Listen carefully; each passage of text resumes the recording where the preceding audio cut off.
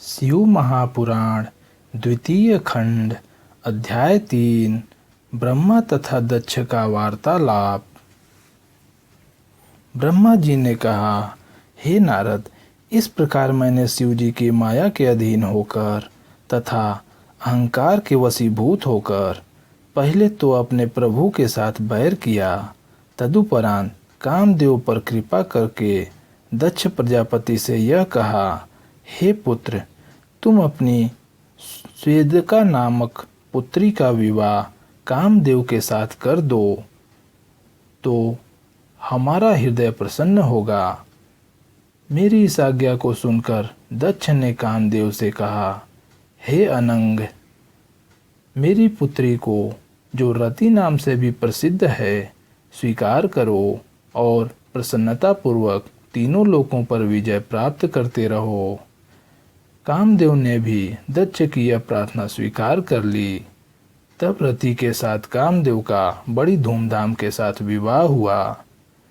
उस समय मैंने अत्यंत प्रसन्न होकर दक्ष को अपनी बाईं ओर बिठाया। फिर पिता के समान उपदेश करते हुए भगवान सदाशिव ने मुझसे जो शब्द कहे थे, उस पर विचार करते हुए दक्ष से बोला, हे दक्ष, शिव जी योगी स्वरूप धारण कर तीनों लोकों को जीत, भोग विलास को त्याग, स्त्रीहीन हो सदैव स्वच्छंद विचरण किया करते हैं। अपनी 10 इंद्रियों पर विजय प्राप्त कर वे स्वाधीन बने हुए हैं। अतः तुम ऐसा कोई उपाय करो जिससे शिव जी संसारी रीतियों के अनुसार अपना विवाह कर लें। ऐसा हो जाने पर हम निश्चिंत हो जाएंगे। शिव जी ने तुम्हें भी बहुत धिक्कार दिया है और अपने बड़प्पन के अहंकार में भरकर किसी को कुछ नहीं समझा है। यदि विष्णु ने हमसे ऐसा कहा होता तो हम कुछ भी बुरा नहीं मानते। शिव जी हमारे पुत्र होते हुए भी हमारे प्रति ऐसे कटु वचनों का प्रयोग करते हैं, और तुमसे भी, जबकि तुम उनके भाई होते हो, इस प्रकार अनादर वचन कहते हैं। सो यह किसी भी हालत में उचित नहीं है। अस्तु, जब तक शिव जी किसी स्त्री से विवाह नहीं कर लेते हैं, तब तक हमारा शोक दूर नहीं होगा। अब सोचने की बात यह है कि संसार में ऐसा कौन सी स्त्री है जिसके ऊपर शिव जी मोहित हो जाएं और उससे अपना विवाह कर लें तथा वह स्त्री शिव जी की सारी चतुराइयों को दूर कर दे।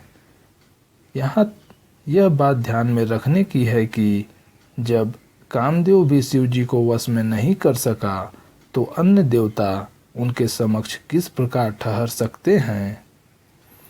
फिर भी यदि कामदेव कुछ प्रयत्न करें तो शायद काम बने।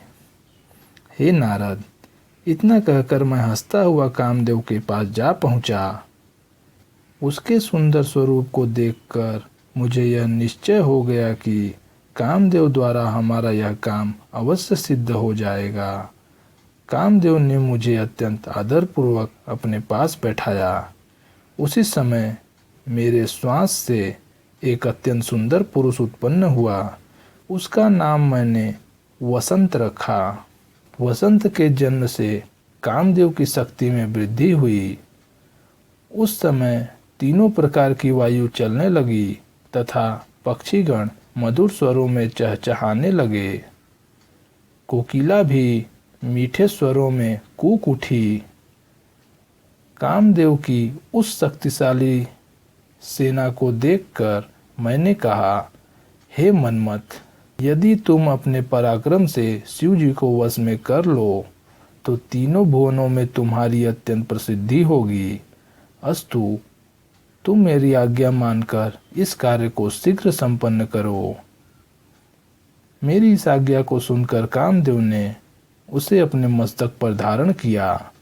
तदुपरांत वह मुझे प्रणाम कर एवं अपनी सेना को साथ लेकर शिव जी के समीप चल दिया। तीसरा अध्याय समाप्त हुआ।